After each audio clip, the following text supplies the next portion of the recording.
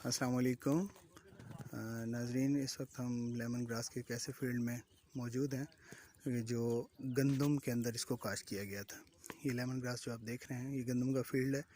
इसमें नवंबर में गंदम काश्त की गई है और नवंबर में ही गंदम के साथ ही लेमन ग्रास को काश्त कर दिया गया था। और आज जो है ना मई की 5 तारीख़ है और आज मई 5 तारीख़ को आप देख रहे हैं कि गंदम काटी जा चुकी है और लेमन ग्रास जो है ये बिल्कुल अपनी जर्मिनेशन 100% पूरी कर चुका है। अब जब इसको पानी लगेगा और फर्टिलाइज़र लगेगी तो फिर ये एकदम शूट कर जाएगा।